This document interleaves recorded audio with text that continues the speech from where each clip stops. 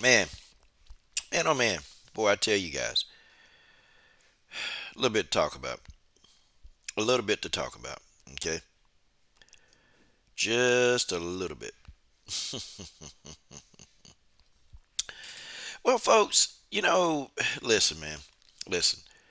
I guess I'm kind of at the point. I'm not gonna wait for anybody to get in. I'm just gonna talk. Uh, guys, I'm at the point where I do think this Bud and Errol Spence fight's gonna happen. Now, see, I'm kind of one of those people. I'm one of those people that I know that they can come to an agreement. What's up, Abel Mahari? I know that they can come to an agreement. Okay, I know that they can. I know that it's going to take a little bit more time than we want, but I just think there's so many people just going off the deep end. Just like we got a lot of impatient whoops, PG-13 channel. We got a lot of impatient mofos, man. It's just, I don't know what it is. Maybe it's this generation, man. Nobody has any patience. Nobody. And people say, well, why we got to have patience when, Bud made the Avenetian fight, made that pretty quickly. Well, okay, yes, yes, yes. Okay, they did make the fight fairly quickly. Okay, I mean, I can't deny it. Okay, they made the fight very quickly. And Abel, who am I to tell Bud what his business is? So here's what I'm trying to say. Okay, um, I believe the story that Blue Blood told us. I believe I believe his events. Okay, I believe his events where Blue Blood put it out there, and he said, "Look, okay, Bud and Errol both knew. Okay, Bud and Errol both knew that this fight was not going to happen. Okay, they both knew, they understood. Okay, so with the fight not even happening, Bud just said, okay, fine, fine. Okay, let me just take a stay busy fight. Okay, Errol Spence did the same thing. Okay, now Arrow came out on Twitter and said, "Hey, it's your fault." And from the looks of that tweet, it would appear that Bud Crawford isn't doing what he's supposed to be doing, or for the most part, just is really hard to negotiate with. But see, again, I don't know. Like, who am I to actually tell this guy? Like, hey, this is what you're supposed to be doing. Hey, I'm just not there. I'm not there with the guy. Okay, that's just my opinion. Okay. Thing of it is, y'all, is that Bud Crawford, for all intents purposes, he wants everything, every I to be dotted. He just wants it to be absolutely perfect. Okay. And Bud believes that this fight is a little bit bigger. Now people say, well, he signed for a fight for $10 million. Sure he did. Sure he did. Okay.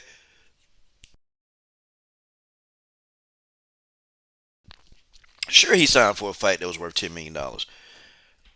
That's $10 million. But I think that he's under the belief that this fight is worth a whole lot more than that. Now let's talk about Bud, getting, I guess, an outside source to try to help the fight. Okay, so Bud got an outside source to try to help the fight, okay, or to get the fight, and he alleges that hey, both Errol and Bud were going to get $25 million apiece. Now that's big. That's pretty huge, okay. Um, I think what Bud, I think the thing that really got Bud, okay. Um, I think the part that got him was that you have to sign this deal, but you don't get any guaranteed money, okay? And you have to get everything on the back end. I think that's the part that got him, okay? That's the part that actually got him, and I think that's the part that made Bud a little bit reluctant to go forward with, negotiations, okay? So I think that they're gonna have to figure out a way to give Bud some back end. I mean, give some upfront money, some guaranteed money, and I think if Bud gets the guaranteed money, I think the fight will be theirs, okay? Uh, No, I don't think it'll happen in December. I think the fight probably may even happen in the summer, man. We got a while, and it may even happen late 2023. Okay, the fight, if it don't happen 2023, I think the fans need to be like, okay, F it, forget it. They ain't gonna fight. Okay, seriously, that's what the fans need to do. If this fight is not gonna happen in 2023, I think the fans need to be like, okay, enough is enough. Okay, enough is a fucking enough. I mean, we're done. There's nothing else that we could do. There's no need to support the fight. And if they do fight after that, I'm just gonna stream it. Okay? Like I had already said, hey, I'm about this fight. I'm about this fight. Okay? I'm about a fight. I am going to purchase this fight. Okay? So it is what it is. Okay? It is what it is. But it just don't seem like these guys want to fight.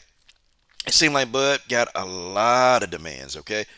So something got to give. Okay, at least give the guy his upfront money. Just give him that. And then, hey, plus whatever back end money, okay? So Bud claims that, hey, we got a deal that, we can get $25 million up front. That's what he said. Now, how true this is, I don't know, okay? I'm kind of sick of the whole Bud Crawford saga. I'm sick of it, okay? Okay, so Abel is saying that he don't think Bud had any back money from Top Rank, okay? He never had any back money from Top Rank. Oh, okay. Maybe he didn't. Maybe you're right, Abel. Hell, maybe Bud ain't have no back money from Top Rank. Hell, who knows? See, my whole point, Abel, my whole point is, it's really none of us truly, truly know the intricate details from behind the scene. Nobody know. Okay? Nobody know. And I think that's the thing.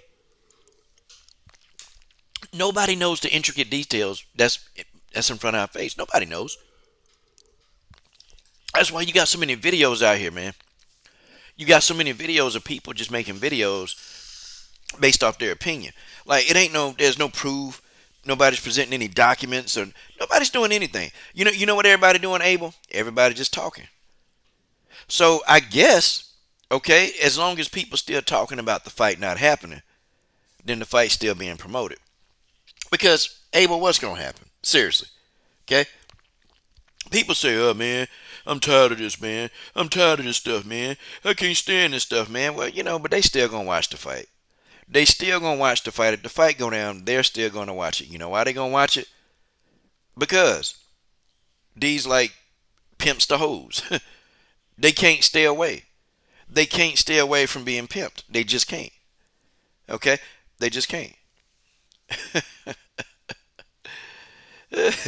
Yeah, Abel, people just running their mouth, man. Don't nobody on YouTube know what the hell going on.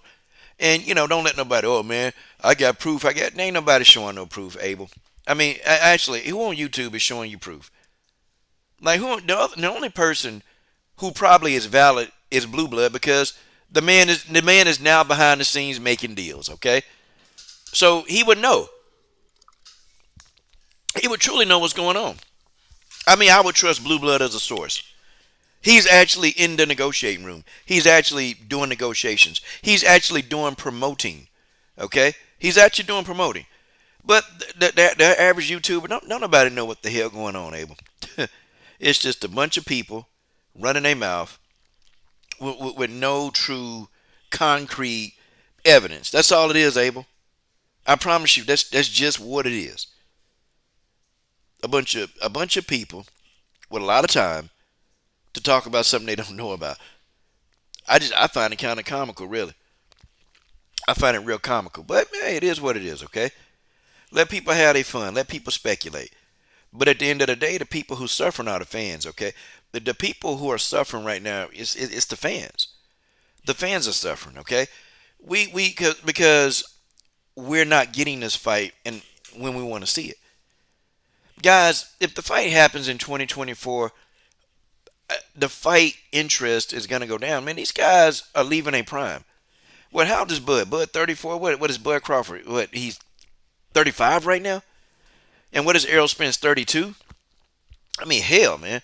And then, moreover, Keith Thurman is in the way.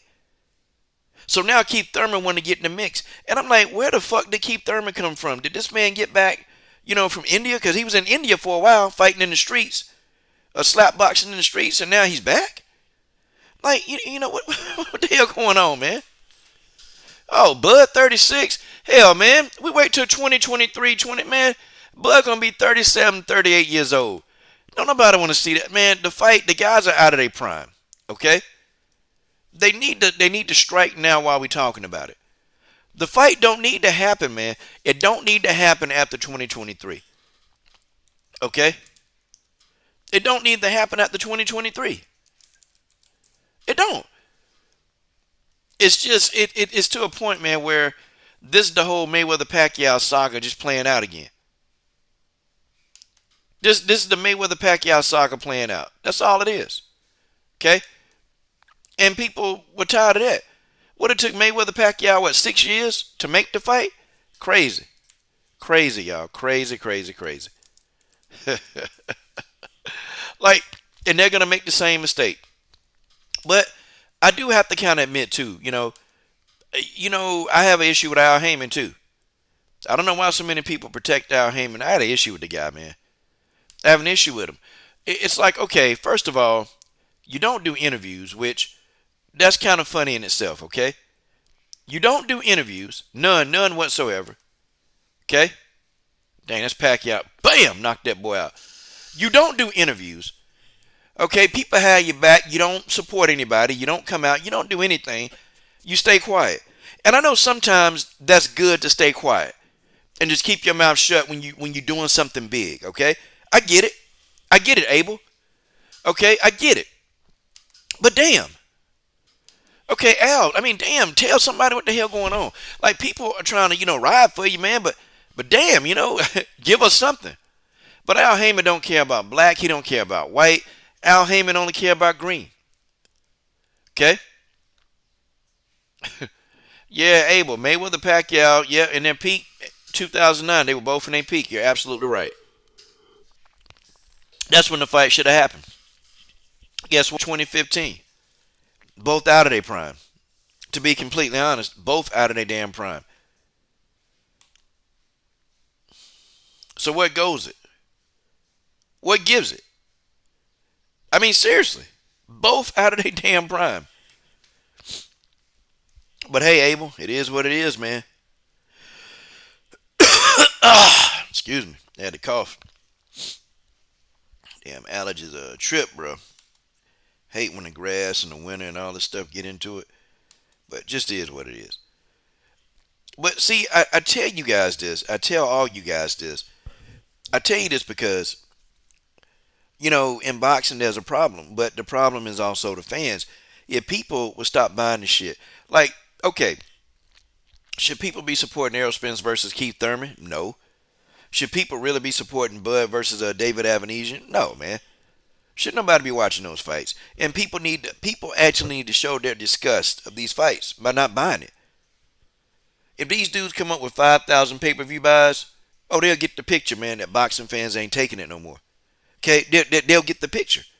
Boxing fans ain't taking this shit no more. Okay, boxing fans don't want this anymore. Okay, boxing fans are done. Boxing fans are fed up. See, that's what they need to do, Abel. That's what they need to do. Okay, man, Abel, bro, you making some hellified points, man. It's like this, man. Okay, ducking in MMA is rare. Okay, when I tell you ducking in MMA is extremely rare, it's extremely rare. Okay, like you get some fighters like in this women's MMA thing. Now, it's a couple of people ducking Valentina Shevchenko that they don't want to fight her. Okay, I mean, real talk. But Abel, that's so rare in the MMA realm that we don't talk about it that much. Okay, I'm just being real. In MMA, we don't talk about ducking because it doesn't happen. Okay, we've talked about it as of late because you got about 3 fighters that don't want to fight Valentina Shevchenko. Like, they legit don't want to fight her. Okay, in boxing, this is a prevalent thing. But see, I think what Carissa Shields, Alicia Bumgarner, Savannah Marshall, and then Michaela Mayer, Horseface, what they did was they put a lot of pressure on the men now to start making some of these fights. They put a lot of pressure on the men to start making some of these damn fights. Okay? They did this. Okay, they did this because the guys got to step up. But Carissa Shields, she was on to something, man. And Carissa would go and support these dudes. She would go to their fights. But then she was noticing that, Errol Spence, Bud Crawford, they would go to Canelo fights, right? They go support Canelo, but they wouldn't come and watch your fights. So Carissa was like, well, forget it. I'm not coming to support y'all anymore. I'm not coming to support y'all anymore. I'm not coming to do that. Okay? We're not supporting you anymore. What's up, Tay Tay? We're not gonna support you. Like Carissa was like, I'm not coming out to y'all fights anymore. Okay? Damn y'all fights. I don't need to be at y'all fights. I won't be there. And you can't blame her, man. You can't blame her. Okay? Yeah, Abel. Yep. Dana White, either you're gonna comply with Dana White or you're not gonna make money. Okay, you're not gonna eat. And see, you can't go off and do your own thing with Dana White because he got you in a slave contract. Now, if you excuse me, if you dudes really, really, really,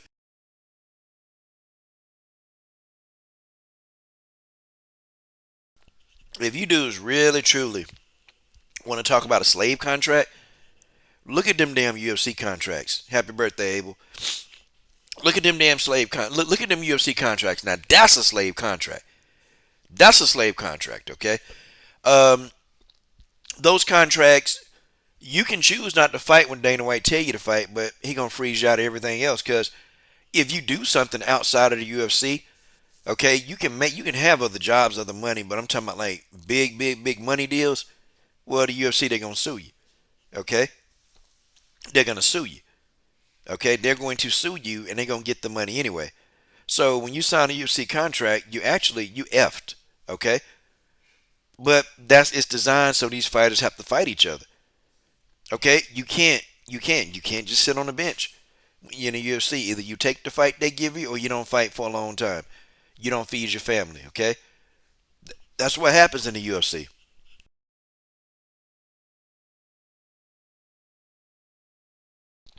What's up, fella non Tony? But that's what happens. That's what happens when you sign a UFC contract. Just is what it is. Just is what it is. That they're gonna put you on that. Yeah, they're gonna put you on the shelf. You're not gonna eat. But in boxing, they don't do that. You just fight who you fight. Fans forgive you, and then you go fight another day. You fight a bunch of tune-up fights. You fight a lot of tune-up fights, and people are by it. Now, I don't think the fans really, truly. I don't think the fans mind tune-up fights as long as we're guaranteed a big fight. See, tune-up fights in boxing are not bad, y'all. For real, they're not bad. It really does get bad when we don't get the big fights.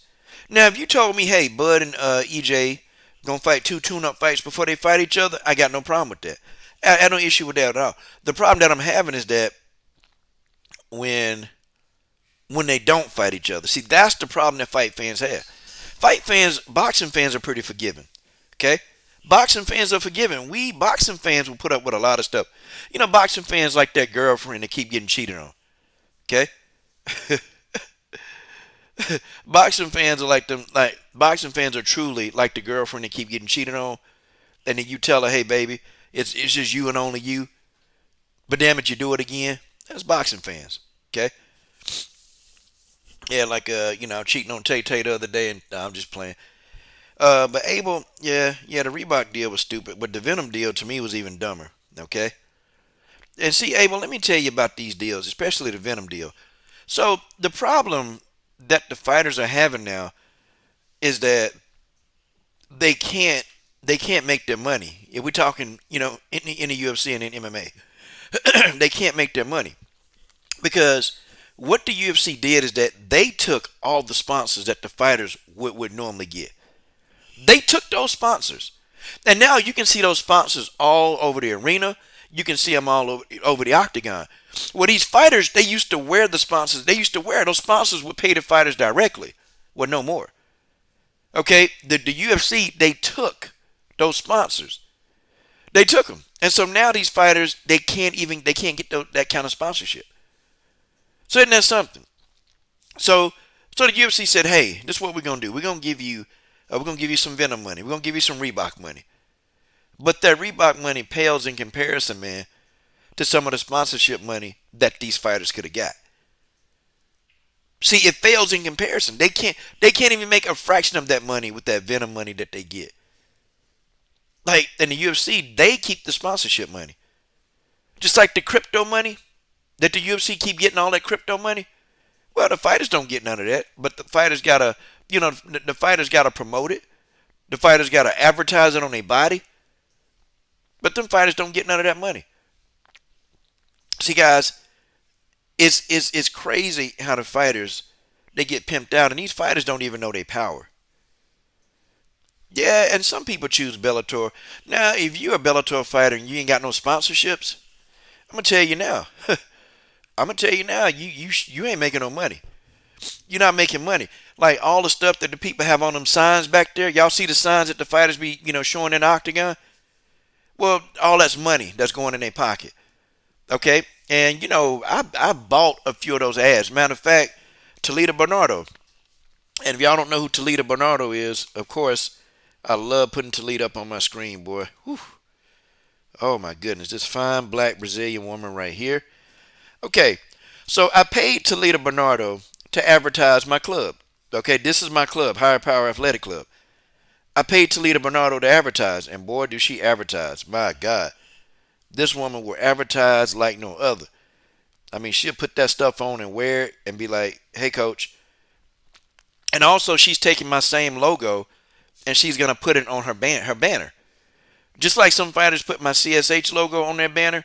Well, she's putting this logo on her banner. Okay? And she charged me what? I gave her my super chats from last month. So I gave her about, I don't know, $350. Okay? Which, normally they start at 500. They start at 500. And a lot of these fighters can get about 20 different sponsors, okay? And think about it. You starting at $500 per sponsor, you can get up to 20 or more. Well, that's another $10,000 that's going in your pocket when you have these sponsorships. See, that's another 10 grand. And people like Chris Cyborg charge anywhere from $1,000 to $5,000 to 10 grand to put sponsorship logos on her banner, on her clothes. So when people say, well, Chris only made $250,000, that's stupid. Chris get pay-per-view money, and Chris can make up to another like almost $100,000 to $200,000. I'm kind of speculating based on like what her prices are. Chris can make a whole nother 200 grand just off sponsorships alone for one fight, and pay-per-view, or and back-end money and base pay. So when they show you, hey, well, Chris made 250 grand, that's the base pay. But the back end money that Chris gets, she get back end money. She gets sponsorship money. So Chris Cyborg, she damn near make, probably can make over $1 million a fight. Crazy. Yeah, Cindy Dandois, she put my CSH logo, my CSH Combat Sports logo on. I gave Cindy, what, $400 for that? And I think Cindy Dandois had about like 25 logos on her banner. She wore some, and she put mine on her uniform. She put it on on her uniform. Okay, and Cindy did it because Cindy Cindy Dandois loved me to death. I'm talking about love me to death. Okay, love me to death, and Cindy wanted to hang out with me. Like that's how me and tight Cindy is. So Cindy just said, Coach, I put it on my banner, I put it on my pants. Coach, just whatever you want me to do for you. That's Cindy when she talked to me. And me and Cindy, we talk, what, 3-4 times a month. But Cindy Dandois can make like 20 grand on sponsorships per fight. Like, that's why the sponsorships are so important. Now, I don't know how we got off on a sponsorship tangent, Abel Mahari. I don't know how we did this. But I tell you this. Oh, yeah, we start talking about how Dana White will freeze you out if you don't fight the best. See, in boxing don't have those issues. They don't have to worry about that. Like when Canelo Alvarez, when he fight like a dud, when he fight like a bum, he don't care because the man's sponsored by Under Armour, okay? The man's sponsored by what? A grocery store.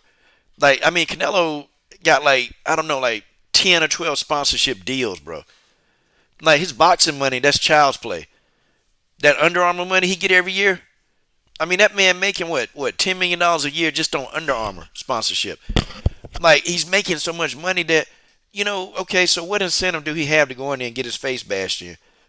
He can fight these little bum fights, okay? And I think Canelo's plan is to get, try to be a billionaire like Floyd Mayweather and then ride off into the sunset. Okay? Yeah, Tay Tay, we got, yeah. And let's draw truth to that, okay? And this will lead us into the whole Jake Paul situation, okay? This will lead us into the Jake Paul situation. See, the thing is, Jake Paul and Leslie Smith, they were trying to really Leslie Smith was trying to bring about change. And she got tired of the UFC making all its profits. And you got to remember, you don't have a fighting organization without fighters.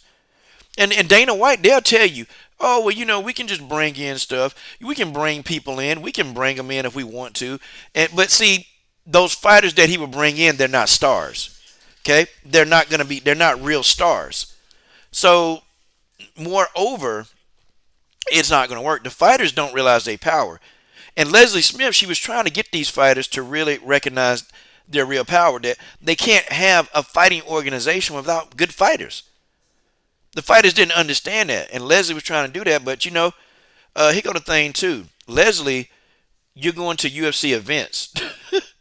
You're going to see where Leslie messed up. You're going to UFC events, and you're trying to start a union when you're in an event. You're supposed to be promoting the brand, and unfortunately, the UFC not going to do that. They ain't finna deal with that. It's almost like somebody being on YouTube. It's like, okay, and y'all know I always talk about this, y'all. I always talk about dudes on YouTube, okay? Like, people on YouTube will get a strike, a community strike. But what do people do? They'll make a video saying, well, I got this community strike. Well, I got a community strike. Well, and I tell brothers all the time, you can't come on here calling white people the C word, okay, or calling them the P word. Like, you can't do it on their own platform and think that they're going to let you continue to do that. I tell people, I tell a lot of brothers, it's not the YouTube. Think about it. Would you like somebody coming into your house calling you the N-word? Well, and we all have our thoughts on racism, but people don't understand YouTube. It's their platform. It's their platform. So what are you upset for? You can't use racial slurs towards white people and think YouTube gonna let you stay. No. Even though we got a lot of racist people online, we got a lot of racist people who make videos, it don't matter. I always tell brothers, if you don't like YouTube that much, and we all complain and bitch about it, but if you don't like the platform that much, well, go to Black Johnson. No, you won't go over there because you can't get AdSense over there. So, stop complaining. Stop complaining. Okay? Seriously. When dudes I got a copyright strike, man, because they don't like black people. No, they don't like being called racial slurs. I think that's the whole thing. And they ain't trying to hit it. Okay? So now when I say this, it's the same thing, okay? Leslie Smith, you can't go into somebody else's backyard and you can't try to push a union and you're at a UFC event. Well, of course that's going to get back to Dana White and the matchmakers. And of course, guess what happened? They bought Leslie Smith out of her contract. They gave Leslie Smith $75,000 and told her to get the hell on. She didn't even have to fight her last fight, y'all. Okay? She didn't even have to fight her last fight. They got her ass out of there. They got her ass out of there. But Leslie Smith tried to do that, but the problem with that is she didn't have support. Okay? Leslie Smith didn't have support. Nobody wanted to, they didn't want to touch it because everybody was so afraid of losing that UFC contract. They were so afraid of losing that UFC Reebok uniform. Okay? They were so afraid that they would lose it all. They had worked so hard to get to the pinnacle of their career, and they're not going to throw it all away by having Leslie Smith just, by doing something with Leslie Smith. Okay? They were not. They were not going to mess it all up. Nope. So everybody got scared. Everybody got cold feet. Everybody. And a couple of dudes who was going to bag Leslie, they got cold feet, and they backed out too. Well, see, Jake Paul don't have to worry about being canceled by Dana White. It can't happen. He don't have to, Jake Paul don't have to worry about being canceled by Dana White. You can't cancel him. Jake Paul is worth $500 million now? Or something like that I read. Jake Paul worth $500 million or $300 million. And, he not worried about Dana White. He's not worried about what Dana White doing. Dana White can do, but it's putting pressure on Dana White. And a lot of these fighters, they're gonna wake up because what a lot of these fighters are doing, they're not signing any more UFC contract. Like Tyron Woodley, he didn't sign another UFC contract. He he he he refrained from signing another contract with the UFC. He went and fought Jake Paul twice. And even Tyron Woodley said he made more money fighting Jake Paul twice than he could have ever made in 10 UFC fights. Now, guys, let that sink in. The man said he made more money fighting Jake Paul twice than he could have ever made fighting in 10 UFC fights. And I probably would almost venture, damn near probably made just as much as he made in his whole MMA career. In his whole MMA career. Seriously. But Arpit, you can say Jake Paul is fake, but he's bringing attention. And guess what? Fighters are going to Jake Paul, they're getting paid. Okay? Jake Paul is good. He's good for the sport because he going to get the fighters what they want. Ask Amanda Serrano. Amanda Serrano made her biggest purse as a female boxer, as a female fighter ever messing with Jake Paul. He's going to get him paid. You can't refute it. Ain't nothing you can say about it. He's going to get these people paid. The MMA guys got it figured out. Jorge Masvidal got it figured out. He like, yo, I'm going to fight Jake Paul. And don't be shocked if Jorge Masvidal don't sign again with the UFC. He let his contract just go. He fight out his fights, and then he get up out of there and go fight Jake Paul. Don't be surprised. I mean, Nate Diaz already going to do it. Nate Diaz he's already going to get out of the game and go fight Jake Paul. And you think Nate Diaz fight Jake Paul twice, he going to be set for life. Done. They're getting out, y'all. These fighters, they're getting smart. They're starting to wise up. And you're going to have more fighters. You know what they're going to do? They're not going to sign another UFC deal. They're going to get out of that UFC deal. Those of them that's got any kind of hands, and they're going to box. And you know why people are paid to see it? People are going to pay to see it because people want to know if the MMA fighter can box with the average boxers and so on. But you're going to get a lot of these little, like KSI could do the same thing. KSI should start calling out MMA fighters. KSI should start calling out MMA fighters. Just start calling them out. You know what they'll do? They'll quit. Okay, they won't sign another contract, and they're going to make that boxing money. Is what they'll do. And you got to understand, too, Jake Paul, he's got a fan base. The dude got about 10 million people or 20 million people following him. I mean, on YouTube, on Twitter, Instagram. So he's going to already bring an audience. No matter what you do, they're going to bring an audience. These YouTubers are putting new eyes on MMA and boxing. Okay? For real. Well, yeah, Tay, we probably might not see Ngannou versus Jones. I had to figure, why is Vince Vilborn? Why is his comments? That's my man Vince Vilborn. I keep trying to figure out why. Every time I see your message, man, they don't show up. I have to agree with them. I'm like crazy. But salute to the homie Vince Vilborn, man. Vince Vilborn. Yeah, Jake, him and KSI. KSI should do the same thing. Start calling these people out.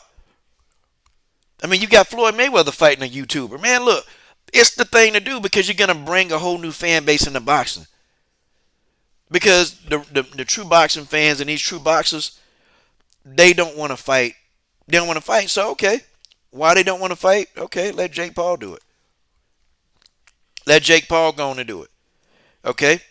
Fight people like Jake Paul. It's cool. Ain't nobody going to get mad. Ain't nobody going to get mad. And you can tell Jake Paul, he's been avoiding fighting true boxers. He ain't going to fight these guys. Not yet. See, Jones and Ngannou, Tay, they know. See, both of these brothers, they done talked behind the scenes, man. They've talked to each other behind the scenes. They know each other. John Jones and Ngannou, they play that role, but they've actually been cool with each other. They've talked behind the scenes, man. And they know how big this fight is. They know how huge the fight is. Why you think John Jones been holding out for so long? Okay? Like, why you think John Jones been inactive for damn near 2 years? Like, they know this fight is big. But the thing of it is, man, They don't want to see Dana White take all the money, take the bag. These two guys, they man, look, Dana, pay us, bro. Pay us. Pay us too. We want our money. And then, Dana, he always say, well, we can't pay you that much. We can't pay you. And John Jones came out and said, look, I want more than $10 million. I was speculating. I think John Jones won about $10 million. John Jones said, fuck $10 million. He said, fuck that. Okay, I want more than that because we know what the fights are worth. Guys, we can do a breakdown of just pay-per-views, okay? Let's do a breakdown of pay-per-views. Okay? Let's do UFC highest grossing pay-per-views. Let's just do it. Okay, I want to say it was, Nurmagomedov versus, Khabib Nurmagomedov versus Conor McGregor too. Now, I tell you this, okay? I don't think that Jones and Ngannou would do those kind of numbers. They did 2.4 million pay-per-views. Okay? I don't think that they'll do that many buys, but you know what? Could they do about 800? Could they do about 750? Okay? 2.4 million pay-per-view buys, okay? Did roughly about $180 million in revenue just on pay-per-view buys alone. We're not talking about the gate. We're not talking about merchandise and none of that. So let's just say if they do a million. Let's just say a million. Let's go bare. And let's take close to half of that. So I don't know. You think they can do 90 to $100 million in revenue? So pay these guys what they want. Pay these guys what they want. Go ahead and pay them. You got enough money to pay them both $20 million a piece, pay everybody else off the gate, and you still profit off the fight. Okay? You still profit. Crazy. Okay? I think Rousey versus Nunes, I think made what 1,100 buys, and that was a return of Ronda Rousey. She came back. Okay? Rousey versus Holm, 1.1 million pay-per-view buys, gross $60 million. Okay? So, about 800 to a million pay-per-view buys will net you about $60 million, okay, in revenue. Folks, that's a lot of money for one pay-per-view, y'all.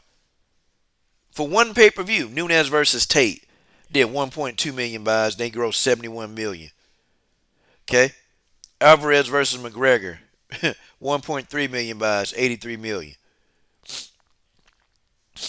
And Conor McGregor, man, been grossing a lot of money, bro. God, dog. This man, Conor McGregor, done made this. Hey, he done made the UFC some money, man. UFC 100. The UFC made like 82 million just on pay-per-views. So y'all don't have the money to pay these guys? I know you got to pay everything else, pay your overhead, but we still don't have enough money to pay these guys. Amazing, bro. Amazing. Khabib versus McGregor, the biggest fight in MMA history.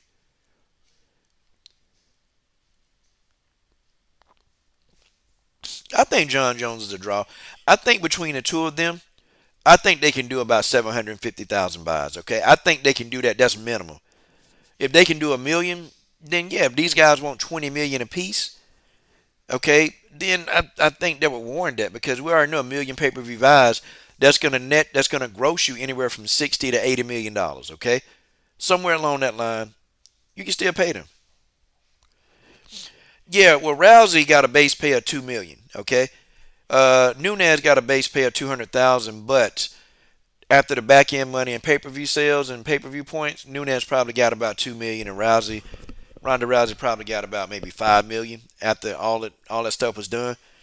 Because pay per view points, y'all got to understand how they work. They don't come in immediately. Okay, like you get checks throughout months and months and months because they have to tally all these points up, and then they have to figure out revenue profits. And so some of these fighters, like people like McGregor, they're probably still getting checks. They still getting monthly checks, man. It's crazy how it works, man. But that's about what they're making. That's about what they're making on these revenue streams. That's what they're doing. That's what they're doing. It's crazy, man. Crazy how this thing works. Crazy how it works. Um, but I do think though that Bud and Errol, I think the fight gonna happen. But like Abel Mahari said earlier, I think that it's just we're not gonna get this fight till 2023, and it's probably gonna be in the summertime, which I can do that. But if we talking about we gotta wait till what September, October, I'm done. I'm done. Okay, the fight that need to happen, guys, is Chris Cyborg versus Kayla Harrison. Okay, Chris Cyborg versus Kayla Harrison need to happen. Yes, yes, I wanted to see the Cat Zingano fight, but now I'm not really so sure about Cat Zingano. I'm just, it's a fight that Chris will probably win very easily. Okay, I'm just not really that big into the Cat Zingano debacle. I don't. I think the fight that I really want to see is Chris Cyborg versus Kayla Harrison. That's the fight that I want to see. Okay, that's the fight that we need to see. That's the fight we need to see. We definitely need to see that fight. And if we can't get that fight, okay, then I guess we're gonna lose out as MMA fans. Okay, we're gonna lose as MMA fans. The problem that they're having is that Kayla Harrison really, and it looks Kayla Harrison don't really care.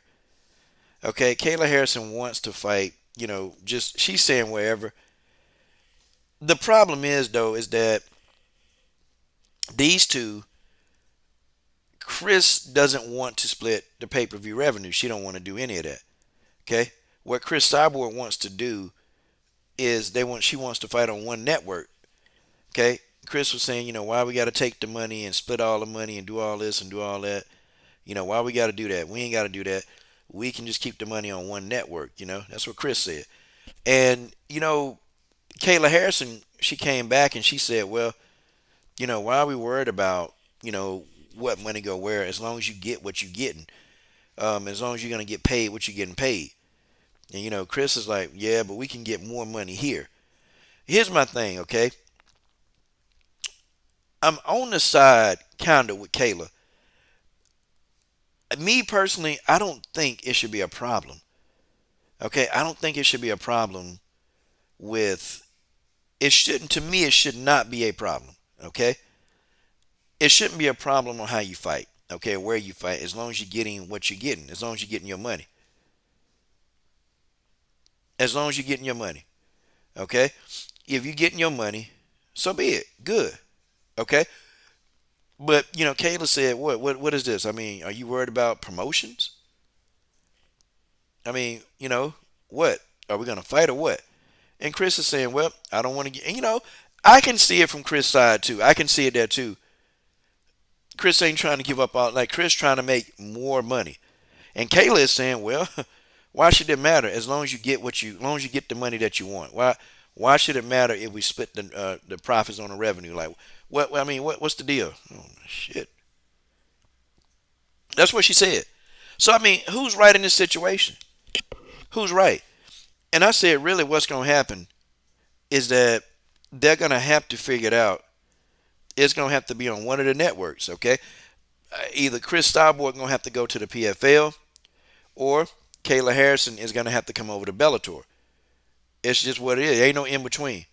Scott Coker, he wants to make that fight, and you can damn well do it, okay? Scott wants to make that fight, but Chris don't want to split the profits in between net worth. Okay? It's what it is. It's just what it is. So what do we do? What do we do? Who's to blame for the fight not happening? Okay? In my opinion, I don't even think we're ever gonna see the fight. If you really ask me that question, I don't think we're gonna see the fight. I just don't. If that's gonna be the issue, we ain't gonna see the fight. If that's truly gonna be the issue, we ain't gonna be able to see the fight. We ain't getting it. Okay? Chris said, nope, I don't want to split the profits between networks. And Kayla said, why the hell does that matter? Why does that matter? As long as you get what you want to get, as long as you get the money you want, why does it even matter that we have to split the money? Okay, or why do we have? Why does it matter that we're going to work in between networks? I don't understand that. I don't know. I mean, who do you think's right? See, I think as fight fans, I don't think we should care. I don't care if they split it between 18 networks. Damn it, I want to see the fight. And yeah, do I think Kayla Harrison is a clout chaser? Yeah, I do. But Kayla Harrison is talking way too much shit. This girl talking way too much shit, y'all. Way too much shit for them to let that go. Like Chris can't let this go anymore. She can't do it. Chris Cyborg can't let this go anymore. Okay? She can no longer do this. This girl been talking trash, saying Chris is a coward.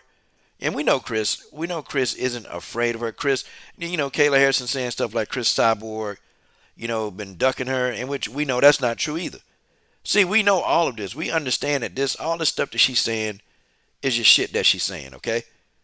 We know how Kayla get down. Okay, we understand how she get down. We know this is what Kayla do. Okay? We know this. We can't get around this. Okay? Everybody know how Kayla get down. But Kayla is talking a lot of shit, and Chris, she got to neutralize this girl. Chris Cyborg got to neutralize her, man. And when I say neutralize her, Chris Cyborg got to knock her ass the hell out. Okay? Chris Cyborg got to knock her smooth the F out. Like it just can't be anymore. It can't be anymore. Okay? Now she's saying Chris is afraid because Chris don't want to split profits in between networks. Okay? Which I disagree. I think Chris is thinking like, okay, if they're gonna pay me $3 million to fight Kayla, then if we don't split profits, I can make 10. Like that's what she's thinking. But see, what the PFL got to do? They got to be smart. Ask Chris, okay, what do you want? How much do you want to make? And if Chris give them a number, okay, well, that's it. If they can come through for it, that's it. Okay, that's it. But the fight need to get made. Okay. Now, if they offer Chris a sick amount of money to fight Kayla Harrison and Chris Cyborg still say no, then I got to be like, what's up with that? Okay. I got to be like, what's up with that? Like, why you ain't taking this fight? Okay. Like, seriously. But I don't think right now, to me, I don't think it's overly lucrative for Chris to take the fight right now. I think Chris feels like she can make more money doing other stuff. And I know people keep saying, yeah, but Kayla offered Chris $3 million. It's $3 million. Well, it's $1 million that go to both of them, and then the winner get a $2 million bonus. Okay, that's what's being said. That's what's being said. Okay, a $2 million bonus go to Chris Cyborg or the winner. So I think that's what's going down. See, all this talk about money, man. I get to the point where I'm just like, damn, the fuck, like, who really want to keep talking about this stuff, man? I really want them to go on and fight. It's the fight that need to happen, man. I'm more intrigued by that fight than I am the Cat Zingano fight. Okay, I'm more intrigued by that fight than the Cat Zingano fight. That's me being intrigued. I'm more intrigued. Okay, I'm more intrigued.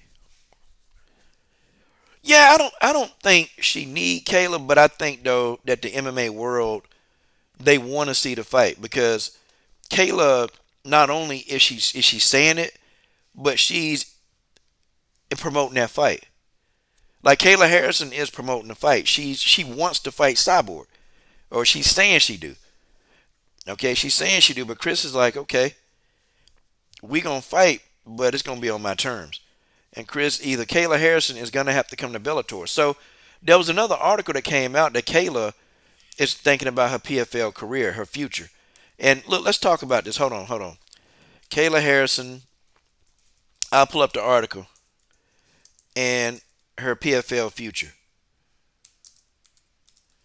Okay, Kayla Harrison and her PFL future. Oh, okay. Here we go. Okay, here it is. Okay.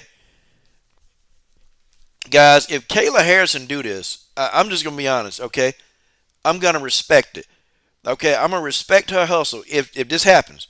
Okay, because Kayla Harrison can make damn near $1 million a fight staying at the PFL, easy money. Okay, and she's saying that on the PFL, she says this will be my last season. Now, of course, the PFL, they're going to try to do whatever they got to do. They're gonna throw some more money at her. Okay, uh, it is. Could this be Kayla Harrison's final year in the PFL?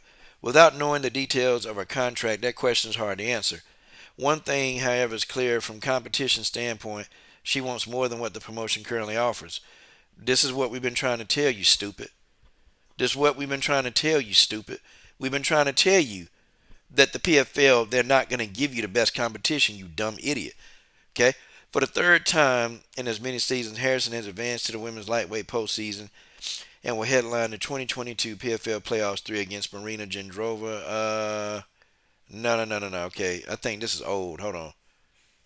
She fought Gendrova. Okay, but this came out in July 2022. Okay, hold on.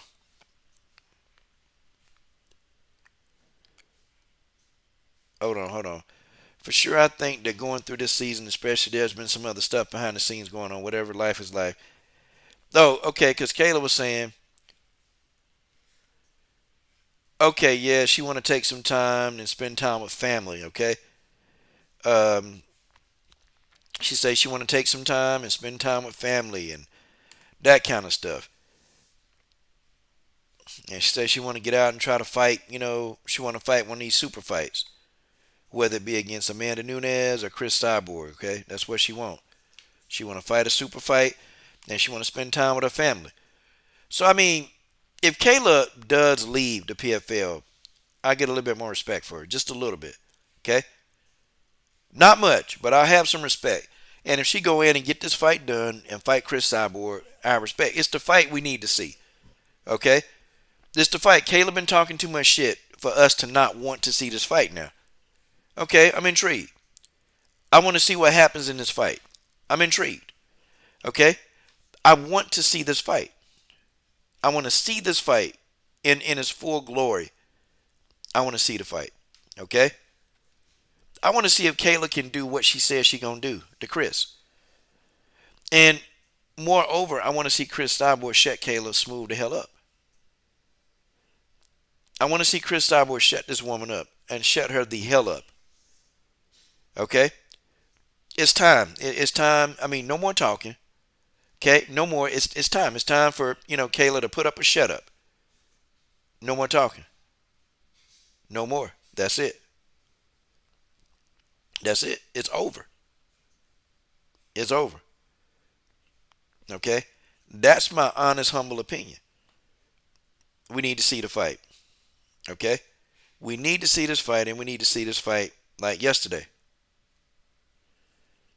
We need to see the fight yesterday. Okay, um, and I don't know how it's going to work out. I don't know what we're going to be able to do. I don't even know if the fight could even happen. I don't even know if there's any possibility of this damn fight ever happening. I don't think so. Okay, I just don't think it could happen. But damn, it feel good to wonder if it will happen, don't it? I mean, it feel damn good to wonder if it's gonna happen. But in my honest opinion, I don't see it happening. How would they get the deal done? Think about it, y'all. How would they actually get the deal done? Do you guys know? How would they get this deal done? How would they? What would they have to do to get this deal done? How much money is it gonna take? What's the amount of money that is gonna take for these two to fight? Folks, your guess is as good as mine, but damn it, we need to see the fight. Okay? I don't care. Cat is out of the game. Cat is done. Okay? She's done. Now Kayla Harrison's still young. She's still in her prime. I want to see Chris go in there and knock this out. Okay? I want to see Chris go in there and knock her smooth the hell out. Okay? I'm tired of the talking. I'm sick of Kayla Harrison running her damn mouth. Okay? And she been running her mouth for damn 4 years now. 4 years Kayla Harrison been running her mouth. Same thing over and over. And we can't get her to shut up. So now, okay, Chris, go shut her up. Go shut her up. I mean, girl talking about Chris is scared of her. I'm just like, folks, have y'all ever, like, okay, a damn person who been fighting since she was, what, 10 years old is afraid of a Ronda Rousey, of a Ronda Rousey 2.0. She's not afraid. Not afraid. Not afraid of you, Kayla. Sorry. That's just what it is. Not afraid. Okay, guys. I want to talk about something else, okay? And I'm going to go ahead and just talk about it. I'm going to speak on it. Boy, Fred. How would the fight go? In my opinion, I think Chris Cyborg would knock Kayla out in round 5. I think Kayla not used to getting hit, and I think when she get hit for the first time, I think Chris Cyborg gonna put it on her. Like I think Chris gonna put them hands on her. Like Chris Cyborg gonna legit put some serious hands on her, and she gonna wear her down, man, and wear her down and wear her down. And I think what's gonna happen, I think that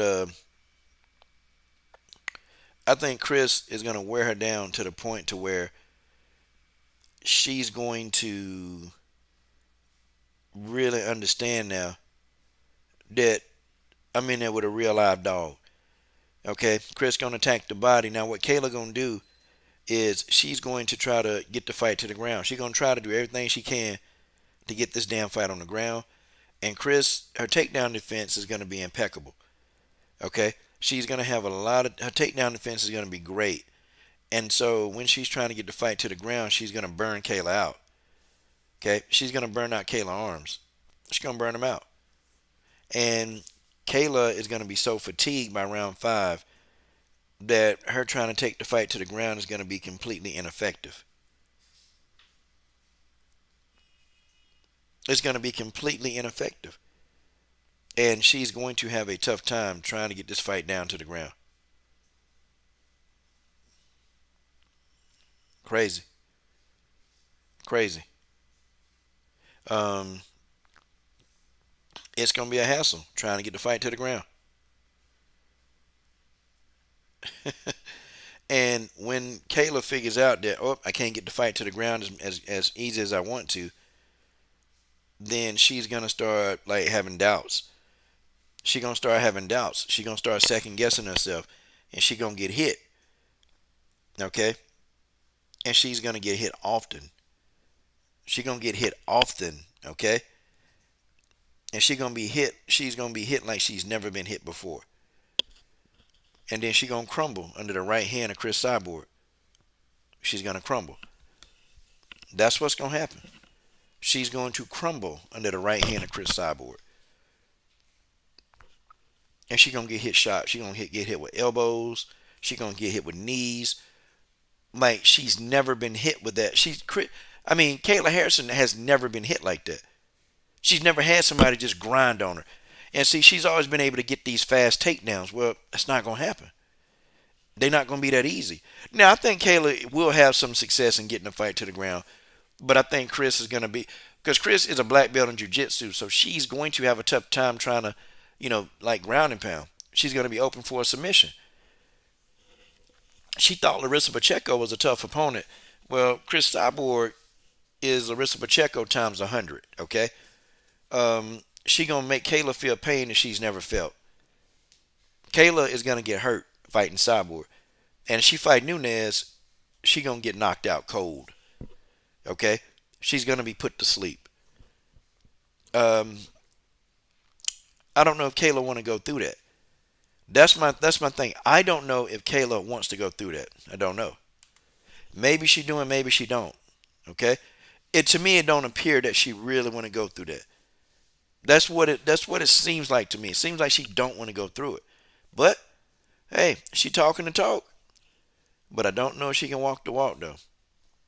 I don't know if she can walk the walk. But she is talking the talk, ladies and gentlemen. She talking that talk, and she doing a lot of it. She's doing a lot of talking. But I need to see Kayla. Now we need action. We need action, okay? We need action. Okay, Kayla, if you can whoop her ass, whoop her ass. Okay? You can whoop her ass, whoop her ass. Come to Bellator then. Okay? If you really truly believe that that's what you got in your repertoire, okay, come to Bellator. Come to Bellator and then forget about, fighting in the PFL. Okay? This is what's got to happen because Kayla is adamant that she can whoop Cyborg's ass. She can beat the dog piss out of Cyborg. Okay, good. If you think you can beat the dog piss out of Cyborg, my goodness, then come on. Let's do it. Let's beat the dog piss out of Cyborg. Make the fight. Make the fight. That's all I got to say. Make the fight. Yeah, I got Amanda and Cyborg in the top. I got my pound for pound list. I got Amanda Nunes number one. I got Valentina Shevchenko number two. I got Chris Cyborg number three. I got I got I have used to be Bojangles, but it's not anymore. I have Rose Namajunas at number four. I got Wheelie at number five. I got Juliana Pena at number six on my pound for pound list. I got Carla Esparza at number seven. Okay, that's my pound for pound list. Um, I think just Amanda being able to go in and defeat Cyborg. I love Chris, and Chris will disagree with me all day. Chris be like, "Nope, Amanda ain't no goat. I'm the goat." That's what Amanda be saying. Hey, I mean, that's what Chris be saying. I'm the goat. I feel like that. Just me personally. I just feel like that Amanda has done more. Okay, I feel like Amanda Nunes has done a lot more to warrant that position. And a lot of people disagree with that. A lot of people they ain't trying to hear that, which and I understand. People entitled to their own opinion. Okay, people entitled to their own views.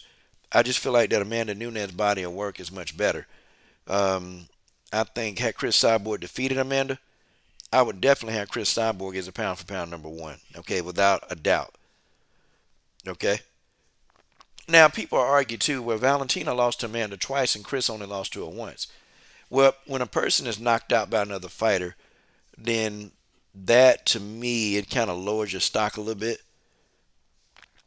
It kind of lowers your stock. Like I have a point system, I have a point system, but I just felt like Amanda Nunes, like Chris is beating these fighters, but Amanda Nunes is like beating the out of these fighters. And I feel like Amanda has done more.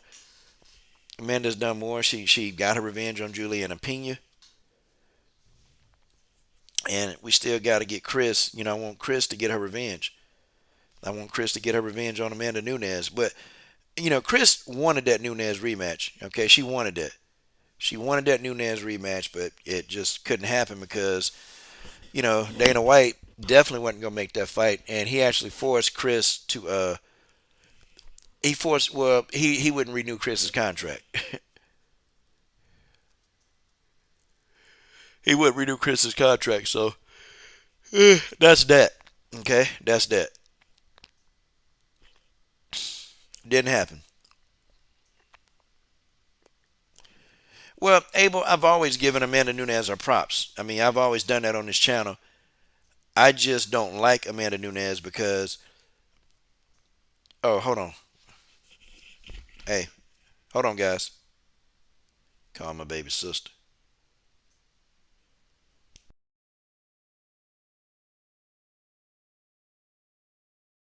Call my sister.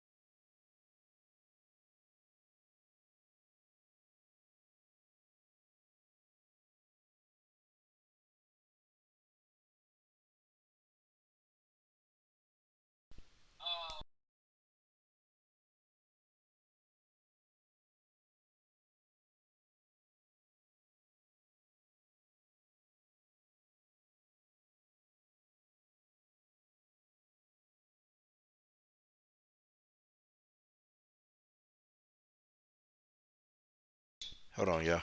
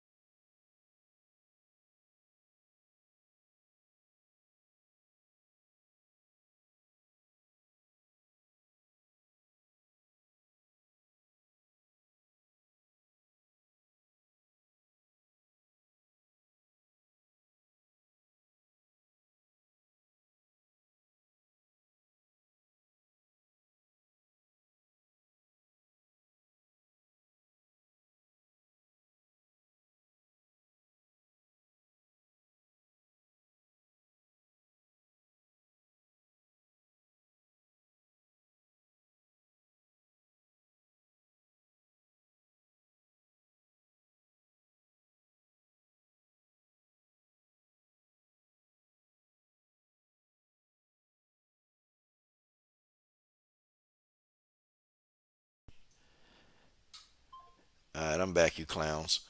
Um, I'm black, you raggedy. I'm back, you raggedy mouth rascals. But anyway, yeah, I always gave Amanda her props. I don't like Amanda because Amanda is currently holding up two divisions, but it is what it is, man. If a person can fight, they can fight. I tend to put aside how I feel about a fighter, and if they can fight, I'll tell you they can fight. Like Joanna Bojangles, I didn't like Bojangles, but she got one of the best jabs in MMA. Okay, she got one of the best jabs in MMA. Bojangles did, and I don't like her because she's a racist. But hey, what can you say? You got to tell the truth. I don't like Colby Covington. Can't stand him. But Colby Covington got one of the best pressure offenses in MMA. I mean, the boy can fight. Colby Covington can fight. I don't like Kamaru Usman. I think Kamaru Usman is an old buck dancing buttermilk, whatever. Okay, but Kamaru Usman is probably the best technical wrestler to me. Okay, I think even better than Khabib in MMA. That's my true thought. But don't care for Usman very much. Don't care for him at all, to be honest. Usman is a mark.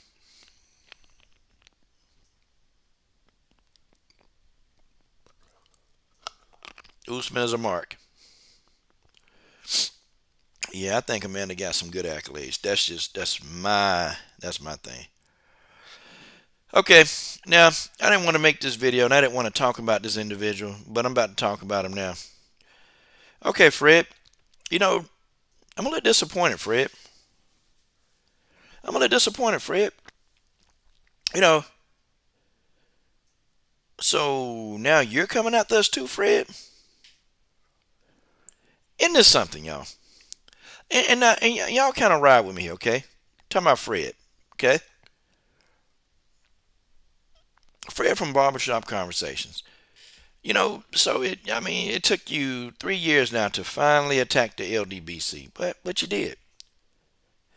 So, Fred, the LDBC, for the most part, didn't take part when Kenny Smith, I mean, when Kenny Porter bitch slapped you. The LDBC didn't make fun of you. Matter of fact, I'm trying to remember there any channels that even made videos about you getting slapped. I know I didn't do it. I don't think 78 did it. I don't think Black did it. I don't think, I'm trying to think, did anybody make a video in the LDBC of this guy getting his ass slapped? Can't remember. Can't remember if anybody did, y'all. And that's the thing, man. We've kind of always had your back. Yeah, you know who he talking about when he's saying, well, you got people here, paying to have friends. And wait a minute, I'll find a video. I'll find a video. I will find a video. And I took it. I took it as a direct assault. I took it as attack. None of us did. Nobody made fun of him when Kenny Porter slapped him. Nobody. Nobody. People was making fun of his movie. Nobody in the LDBC made fun. Matter of fact, LD, I mean, pretty much we were like, hey man, congratulations. And I'm gonna tell you what changed. Hold on. I think it's this video calling us fake pro blacks. Hold on.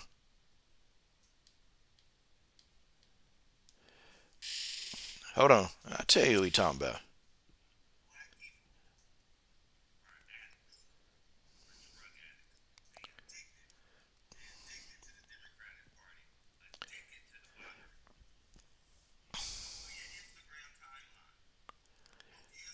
Hold on. Let me find out when he said it.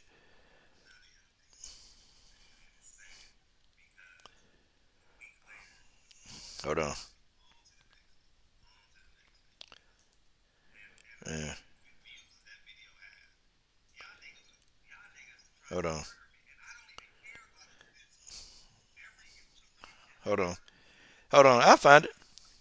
I'll find it. Hold on. Yeah. Hold on. Say get a stretch coach. Hold on.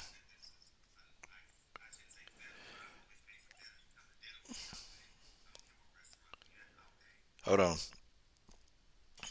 And that's the thing, man. I don't. I like what he doing for himself. I like the fact that the man, making movies and, I think that's pretty cool. But it's like, damn, why the hell you got to come after us, man? What the hell do we do to you? Hold on. Hold on. Hold on. Hold on. He was talking about the middleman. Hold on. I find it. Here it is. Hold on. I find it.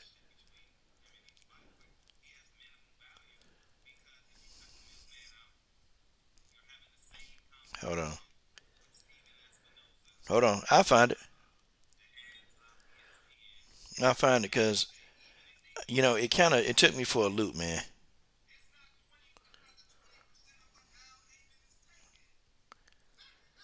Okay, hold on. I'll tell you. And maybe I might be misinterpreting. Let's see. Uh,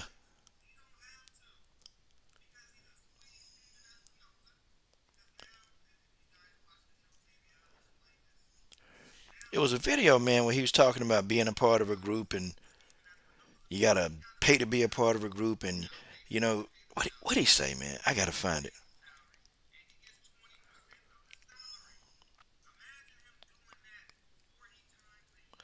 Hold on. Hold on. I'll find it.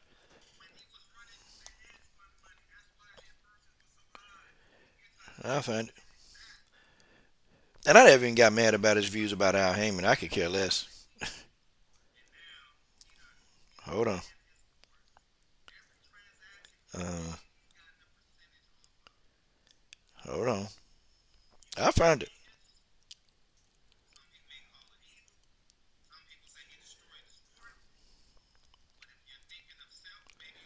Wait a second.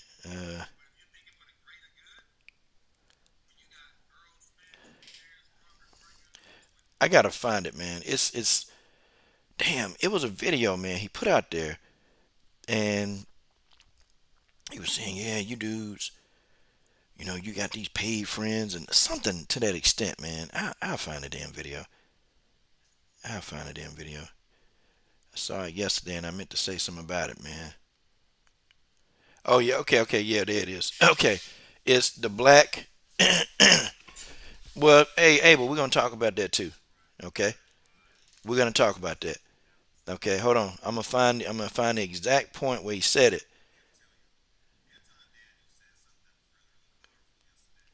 Yeah.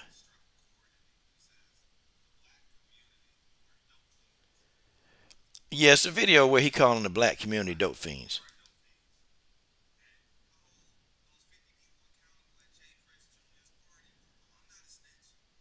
Hold on.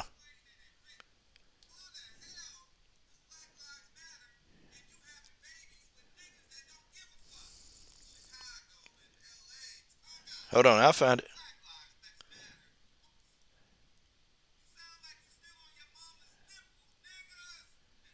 Wow. Here we go. This it. Just listen carefully. Just listen carefully.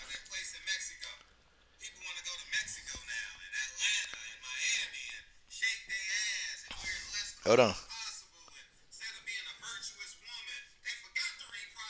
Hold on.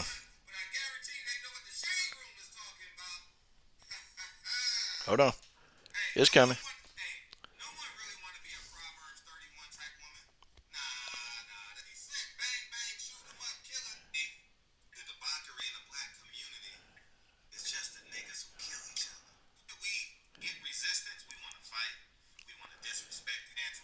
Hold on. I'm trying to find it.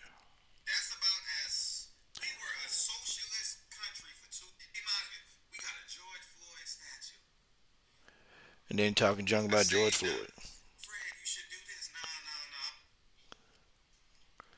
Give me a minute, y'all. Just hold on.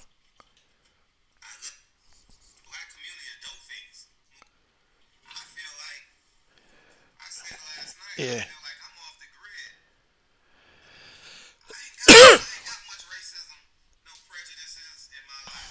Yeah. Fred. Fred is sick.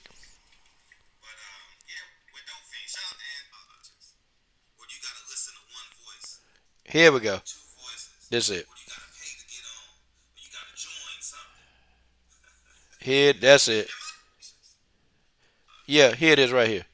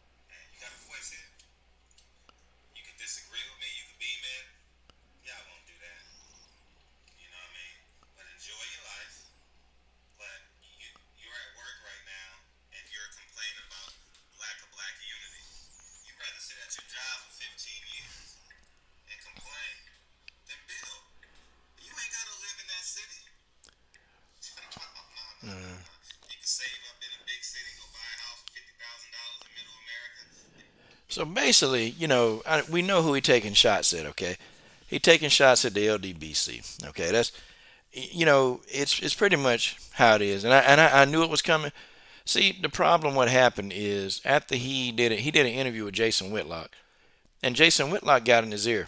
Okay, and I remember when Ticket TV, Ticket TV was trying to, actually go at Jason Whitlock. And when he did that, he hung up on Ticket TV. When he did that, I was like, yeah, okay, it's finna go down. And I said it's a matter of time before Fred started making anti-LDBC videos. I said it's coming, okay, it's coming. And sure enough, here it is. It's funny, man, how Fred, definitely rode with the LDBC. Rode with the LDBC. I mean, just pretty much. I guess was standing up for a lot of different things, some of the same things we were standing up for. And the minute this man gets slapped, man, I mean, honestly, man, we kind of held him down. Like nobody made a video about this guy. There was so many videos mocking this dude about getting slapped. Like, guys, you guys remember that? Like Kenny Porter, like went in there and just embarrassed him and slapped him, man. But nobody here made a video about him. Isn't that crazy? And even when we completely disagree with a lot of stuff that he said, see, he was talking about 7-8 and Black Fight Fan, but really and truly, he's talking about the whole organization as a whole. And he talking about the fact that people super chatters, we have members, that kind of stuff. Well, you got to pay to get on, you got to pay to have a voice, you got to pay. Ah, man, come on, come on. Well, if that's the case, I mean, I mean, I don't know. Maybe we need to talk about the Charleston White situation because, I mean, Charleston White exposed you hard, man. It exposed you hard. And it's like people making videos about this dude every day, but it's not us. But I knew it was coming. See, he talked to Jason Whitlock, and Jason Whitlock told him, "Hey, man, I noticed, man, that you talk to a lot of people who pro-black, man. You need to get off of that pro-black train, man, and look at what's going on in the community." See, he he started changing his tune after talking to Jason Whitlock. That's what happened. If y'all want to be honest, Jason Whitlock got in the man's ear, got in his ear. So I knew it was coming. I was just waiting though. I was waiting on the day, and sure enough, there you go. There you go. I mean, people be threatening to kill this dude over his opinions. You don't see us making videos like that. People coming up to him in public, dissing him. Ain't nobody from the LDBC ever dissed this guy. Nobody ever. I mean, we've had our debates with him and disagreed with him, but nobody threatened his son. I wonder, where the video of the dude, what's his name, Southpaw 773, that said that he'll, go and kill his son and rape his son or something to that extent. Like, I don't get it. But you don't want to make a video about that. You want to make a video about us. Talking about how bad the black community is. Well, I mean, Fred, okay, the black community is bad. The white community is bad. The Asian community is bad. All communities do a lot of killing and beating up each other. Because the numbers are about the same, really, when you look at it. Oh, but I'm only worried about black people. Well, okay. White people kill other white people. Black people kill other black people. Hispanic people kill other Hispanic people. Asian people kill other Asian people. Okay, it's just what it is. It's just what it is.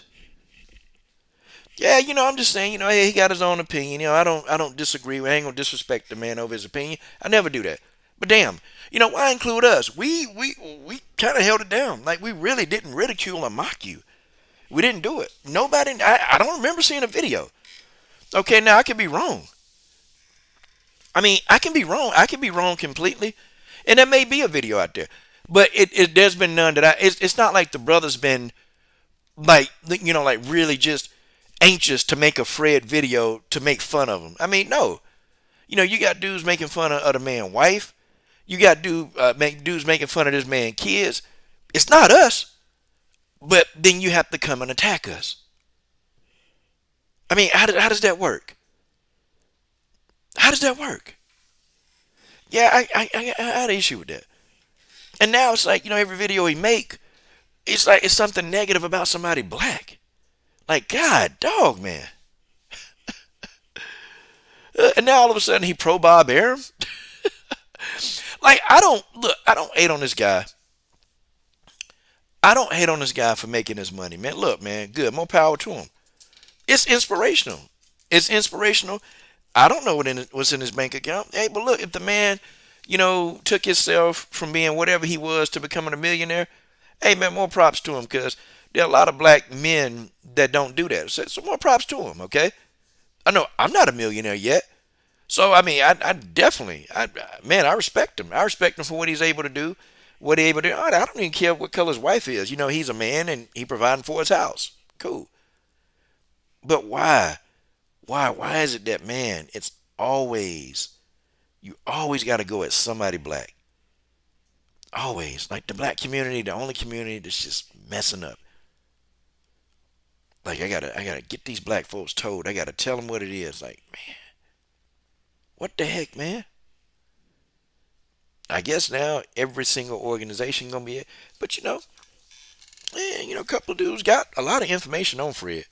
Like, Fred no saint. He ain't squeaky clean. Oh, Fred got some skeletons in his closet. He got a lot of skeletons in his closet. Then I've heard some things, and some of which, and I even tell you, even Kenny Porter himself, and I've never actually I didn't feel the need to go put the stuff out there. Yeah, Coach Shelton Harrison asked Kenny Porter, Kenny, why you slap this dude? Like, I thought, because at first I said, Kenny, y'all were cool. And Kenny said, Coach, and he said XYZ. That's what I'm not going to tell you what we discussed, Kenny Porter, because some stuff just don't need to be said. I just left it. I just left it. But Kenny said, because of this, and this. But I tell you, I get the point. Okay, I'll tell you the point. I won't tell you everything that Kenny Porter told me. I won't tell you everything, okay? I won't, but because Kenny, he said some stuff and it actually made sense. I said, damn, no wonder. And he told some secrets on Fred. And if Kenny Porter really wanted to reveal some stuff that he know about Fred, he could if he wanted to. But Kenny was just like, I didn't want to hurt the man. I didn't want to mess up his, I didn't really want to go there and ruin the man's life or ruin, whatever reputation he got. That's what Kenny said. But one thing Kenny was telling me, the reason why I slapped him because he said a lot of stuff about my son. And that's my son, coach. That's my son. And Fred was saying a lot of stuff out of pocket about my son. And I told Sean, he said, hey, when I see him, I'm going to slap him. That's what Kenny said. Okay, that's what Kenny said. He said, when I see him, I'm going to slap him. I mean, to make it really just, to make it actually simplified. And Kenny Porter, he's accessible, man. He'll talk to you. Kenny Porter ain't that dude. He'll talk to you, man. I just asked him point blank, how come you slap him? What you slap him for, man? And to make the story short is because he said a lot of out of pocket things about Sean, and Kenny just wasn't trying to hit it. You know, telling Sean that you can't. And then see what triggered Kenny was that video that Fred made about Kenny. Saying that hey, Kenny is hurting your future. Like this man's son, and you go out there and you say a father is hurting his own son's future. Hell yeah, as a dad. Hell yeah, as a dad, you're gonna be mad. You're gonna be pissed off. As a dad, that's going to piss you off. Cause that's your son. That's somebody you help bring into this world. That's somebody you raised. And then for you to go on and make a video and say that, hey, your dad is bad for your career. Yeah, that Kenny Porter felt some kind of way about that. But there's some other stuff he shared with me too that I won't. I'm just not one of them people, man. I'm not one of those people that come on and report everything that I know. Okay? Everything that I know. I don't do that. But, for the most part, Kenny was like, yo, I'm Sean's son, okay? I mean, I'm Sean's father. Okay, why would I hurt my son? Why would I go and try to hurt my own son? And Kenny was like, Fred don't know what the fuck he talking about. Okay? Fred don't know what he talking about. And Kenny was like, told Sean when he see Fred, he gonna slap the shit out of him. And that's what he did. That's what he did. And Kenny slapped him with a toothpick in his mouth, man. Damn. That's an old school pimp slap. A brother can see you out in public and slap you with the toothpick still in his mouth. But the problem with Fred is not the fact that people envy Fred. The problem with Fred is he thinks that he's better than every other black person on the planet. Yeah, I mean, Fred, you may have more money. I mean, cool. You may have more money, but that don't make you better. That just means you got more money. But, him and Jason Whitlock, they got this idea about black people that, like black people aren't going to ever get it. Black people are just inferior. Crazy. Crazy. Unbelievable. Unbelievable, man. I well I I didn't want to make this particular video, but I'm doing it. Because I get tired of us supporting people, man. I get tired of us doing it. And then the same people that we support, they have a disagreement. They don't like something 78 said. They don't like something that Black Fight fans said. And they go all out on the limb. Okay? For real. They go all out on the limb, and then what they do is that they they go off and they just say stuff. They say stuff. They say negative stuff about the LDBC. Okay? Crazy. We had a lot of these dudes. A lot of these dudes. A lot of these dudes. Crazy.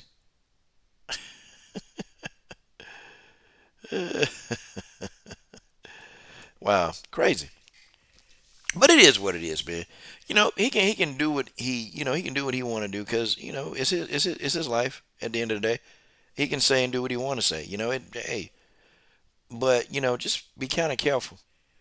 And I have to say this: be careful for the karma. Be careful for the choices that you choose to make. Be careful for the choices that you choose to make. That's what I would have to say to Fred, because you just never know when you might have to cross that bridge again. You just never know. Okay? Like he was in full support when Kanye Matter put on, him and Candace Owens wore those White Lives Matter T-shirts. Like I'm sitting here like, damn, okay, like what the hell, man? Black people, man. Yeah, Kanye. Kanye got these black folks in there. I'm good. I'm glad Kanye got black people mad. Just stuff like that. But I'm like, hey, man. Hey, you know what? Hey, he doing what he doing. Okay, he doing what he do. That's fine. He can have his own opinion. I'm not gonna be mad at that. Okay, for real. Uh, yeah, cool, cool. But if somebody else slap you, and trust me, it is. Somebody see him again, somebody gonna slap him. Somebody gonna put hands on him. But the support that 78 gave you and Black Fight Fan definitely support you. I support you heavily. Okay, well it is what it is, brother. It's the internet, it's not like people are actually truly, truly friends over the internet, y'all. You can respect the person, okay? You can definitely respect the person. Yeah, it's cool. But, over the internet, really, is the person really your friend? Not really. I respect the people, I respect them, but they not really my hardcore friends. And I used to have a lot of respect for Fred for what he did and what he stood for, but it's like now he stand for just putting black people name in the dirt all the time.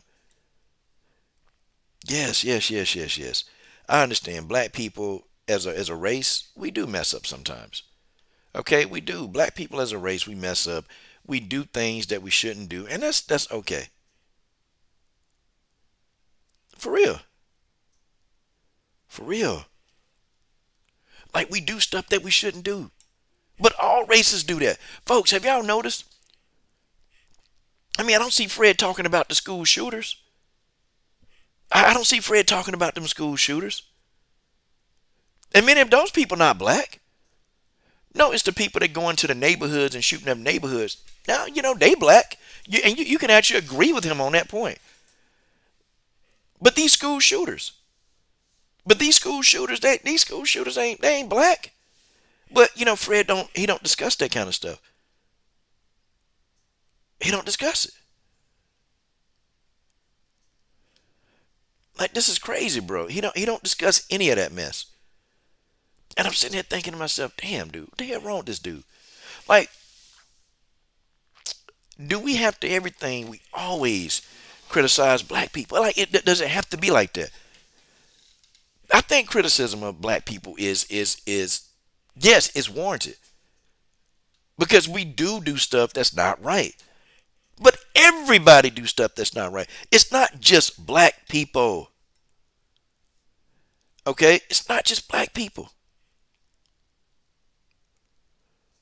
It's not. Yeah, Abel, you know what? Kenny is gonna he go I think Fred is gonna well, okay, Kenny pretty much all but told me, but I'm not gonna put that out there. Okay? Because Kenny was like, yo, I could say this and it would completely ruin Fred. But he said, why I want to do that? I ain't getting nothing out of ruining this guy. He said, so I'm just keep my mouth shut. But, Kenny was like, but if he talk about my son and come out of his mouth again about my son and I catch wind of it, he said, I'm going to put it out there. So I think, and you notice Fred ain't been making a lot of Kenny Porter videos lately. So, trust me, this dirt that Kenny got on him is pretty big, man. Guys, I just simply said, Kenny, how come you smacked this guy, man? Like, what the deal? Because y'all were cool. He said, Coach, we were cool. He said, man, I used to have Sean watch this man videos because Fred was talking a lot of sense. But then when he said that, I'm hurting my son's career, and Kenny was like, I took offense to that because I'm the one. Kenny was like, hell, I'm the one that had to take him to practice, you know. I'm the one that had to sit with him and wait in the gym while he was getting trained.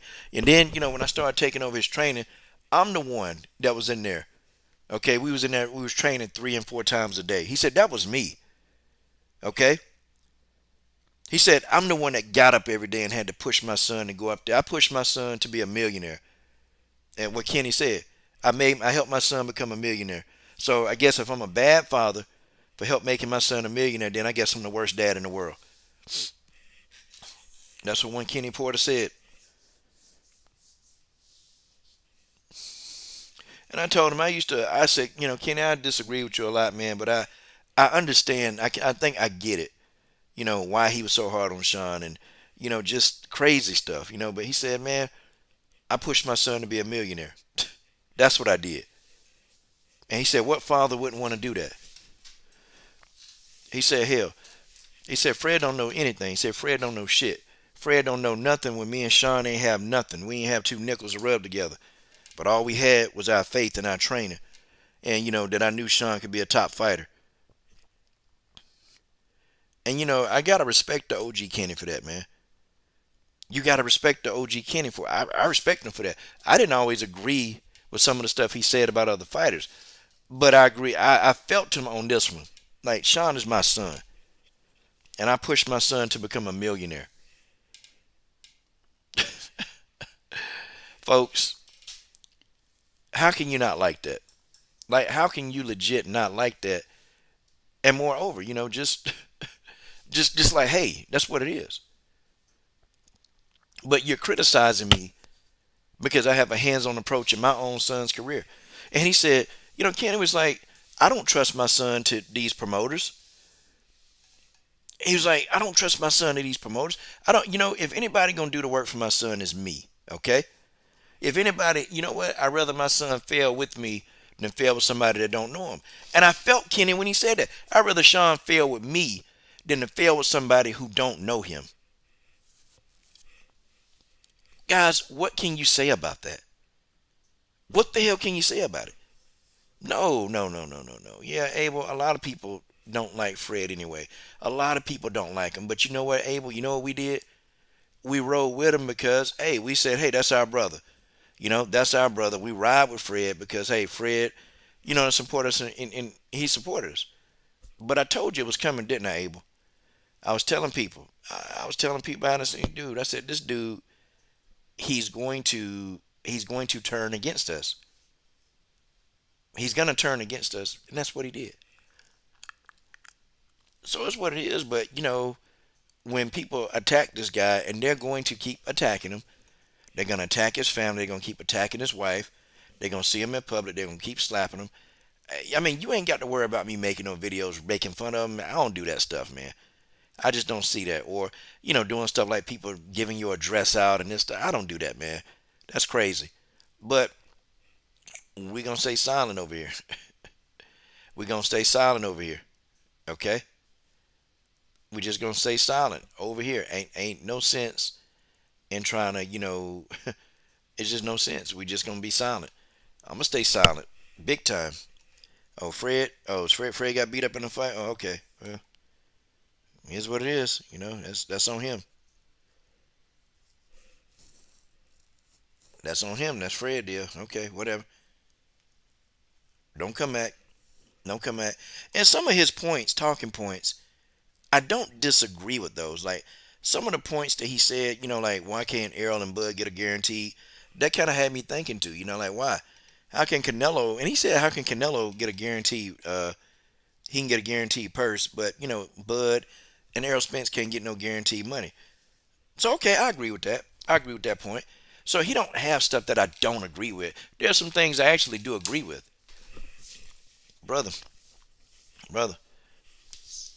And trust me, Abel, there's some more people. There's some more people that I'm not even at liberty. I won't say, but they finna come out against us too. Trust me, there's some more people, and that's why some people I don't even roll with. I don't. There's some people I don't entertain because I know it's coming. Okay, it's coming. It's a couple of them that right on the they teetering over the edge, Abel. They teetering over the edge, Abel. They're teetering over the edge, and they're about to turn. Okay, And man, I had to tell you some time behind the scene. I had to tell, but there are a few people they turning, and I'm a true person of psychology, and just you could ask General Africa. Everybody that I've told them say, man, look, this person finna turn on us. Guess what they do? You see the video. Man, look, man, people are so predictable that it's not even funny. People are so predictable, very predictable, just what it is. But I can tell you the people who make videos that I can tell you right now who gonna turn, and they real close to it. They close to doing it, but they want to. Some of these people they want to finish building up their fan bases. They want to finish doing them because what happens when people turn on us? See, a lot of those people that's our fan base and their fan base, they still rock with that person because that person will still say some good stuff. See, it's not like the people who turn on us, they don't say good stuff. They do. They say really good stuff. They just turn on us. Because, being a part of a group, it makes you weak or it makes you, you don't use your own mind and none of this stuff. I mean, man, just some of the crazy stuff. And quite the contrary, okay? Um, 78 to me he was extremely transparent. He was real transparent. And see, that's why, because a lot of people, even in my life here, they not transparent. 78 told me every single thing that he did and, why he did it and why he's transparent. And he been so transparent that it's not even funny. But moreover, guys, I'm going to tell you this. How about 78 Sports TV, the only person? No. 78 and another group of guys. Well, I don't know if that group of guys were 10 players. They're the only one that actually gave me, but more 78, they gave me financial advice that worked.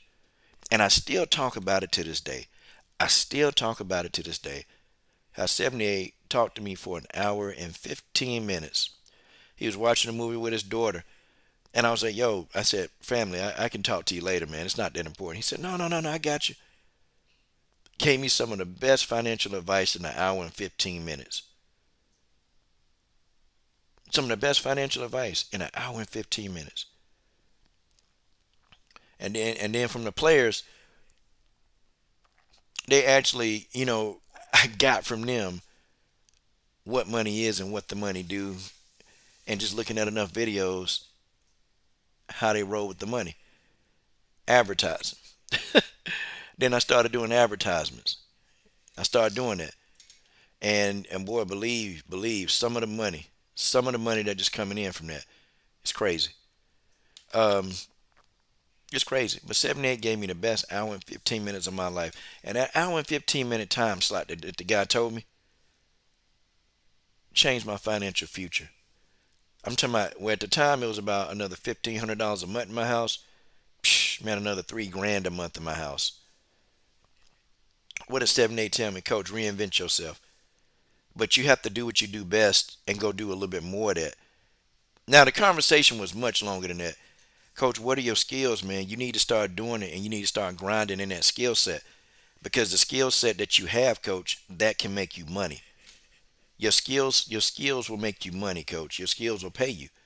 There's one thing I got from 78. Your skills will pay you.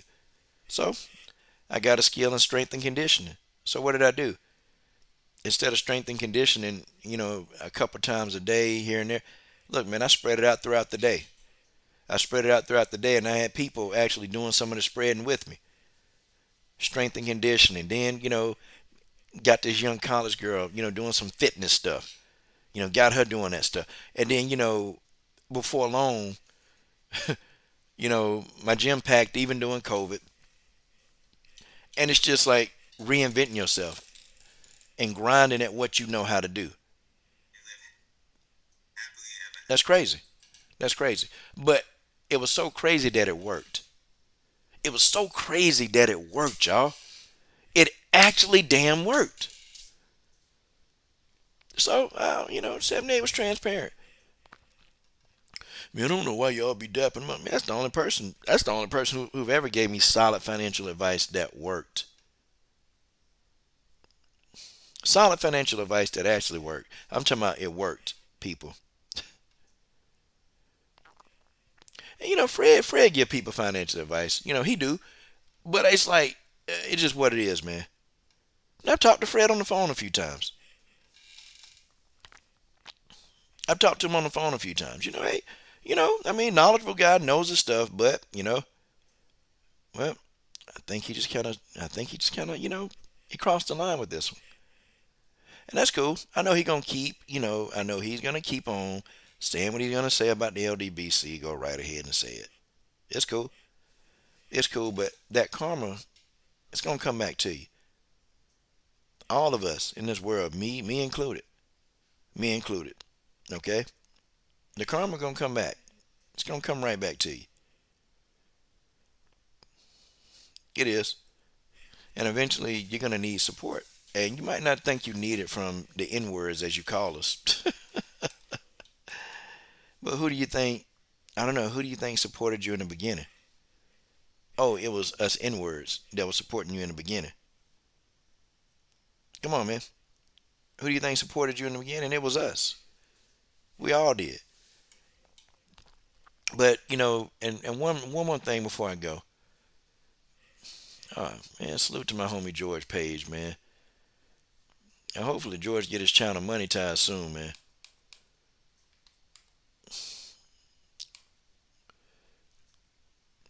But the last thing that I'm gonna do, man, the last thing that I'm gonna do is this. I'm gonna say this, okay? I do. I wish Fred all the best, man. I wish him the best, and I hope that a lot of things happen for him. But you never can be too sure about the karma. Karma is a mother. Karma is a mother. It really is, and it come down and it gets you. It come down and it gets you in the right way. It do. It do. It's gonna come back. It's gonna come back. And the advice that he got from Jason Whitlock, it's gonna be the worst advice because they're gonna cancel Jason Whitlock too. They're gonna come after him too.